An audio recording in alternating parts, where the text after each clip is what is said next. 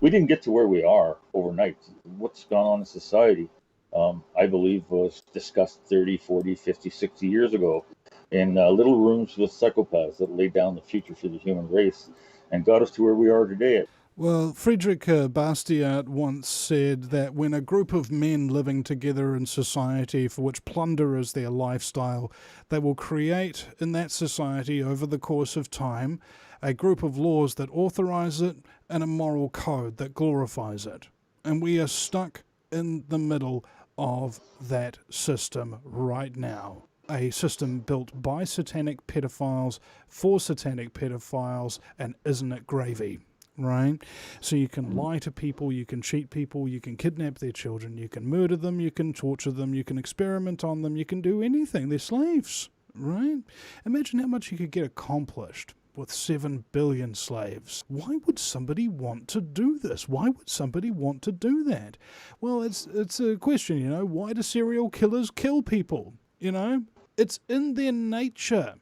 And this nature has existed since forever. And so, Vinny, what's going on in Australia? I've been getting all kinds of information over here. Maybe you can clarify it about Chinese troops arriving in Australia. Now, is there any truth to that? Simple answer, I don't know.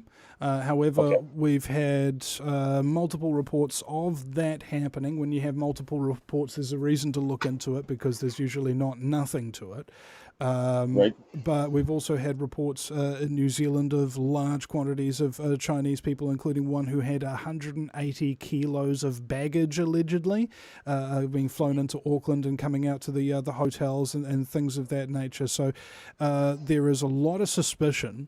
And I think it could potentially be very well-founded suspicion that the Communist Chinese are not only behind these lockdowns and the UN and all of this other kind of thing, but that they are currently infiltrating the West with their troops, with their PR teams and things of that nature to ensure that this economic depression that's been caused by these lockdowns continues while they continue to be the prime beneficiaries after their complete and total infiltration of the West. Now, is that a possibility? I guarantee you it's a possibility. Is it a certainty? No, I don't. I definitely cannot call it a certainty at this present moment. Remember that if we stay factual, okay, what do we actually know? Right? We actually know that Agenda 21 is real, that New Zealand Prime Minister Jacinda Ardern visited Goalkeepers, which was funded by Bill and Melinda Gates, saying how she has been implementing Agenda 21, Agenda 2030 policies the whole time. Right? That's an admission that New Zealand is controlled by foreign powers' plans for this world. Right? That is what her job is, to transform this country into part of the world. All right. Now, what do I mean by that? I mean part of the global system, the global oppressive degeneracy, the global oppressive dictatorship, or God. The Chinese are creating a God computer. All right. Dig this. What's the aspects of God? They're everywhere, they know everything, and they can do anything. All right. What's the aspect of a technologically advanced global police state? They're everywhere, they know everything about you, and they can do anything to you because you ain't got no rights.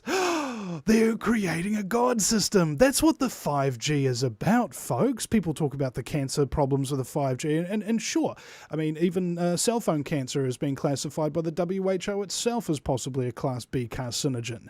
However, the 5G, when they're testing all of this kind of stuff, they've got like maybe one cell phone next to one person's head. They don't have 50,000 cell phones surrounding people in an apartment complex in New York City, do they? And how much reliable testing has there actually been for this? But here's the key here. Social credit. All right. What that means is you're going to have an app on your phone. You could be jaywalking across the street or something like that. Beep, beep, beep, beep, little thing on your phone. Hey, you've just been fined $15 and you've been banned from using trains for 2 weeks. And you're like, whoa, whoa, whoa, how did that happen? And you're like, well, you can't argue. It's the AI. The AI does it to you. All right. Well, what if I start saying bad stuff about the government? Well, then you get put on a list. And you're like, what do you mean? What does the list do? Well, the list basically basically it looks at all your friends' phone numbers and things of that nature, and your phone will be identified to you. And if you call anybody, their phone will ring differently, that it's a person on the blacklist that is calling them. And if they answer the phone, they're going to go on the blacklist too. Okay? And because you pay for everything on your phone with all the apps and things of that nature, if you're really, really naughty, they'll just cut off your access to your accounts, and then you can't do anything, including buy food. What makes you think there's going to be another free election, New Zealand, with systems like that? What makes you think there's ever going to be another free election unless we beat them here and now, together as one?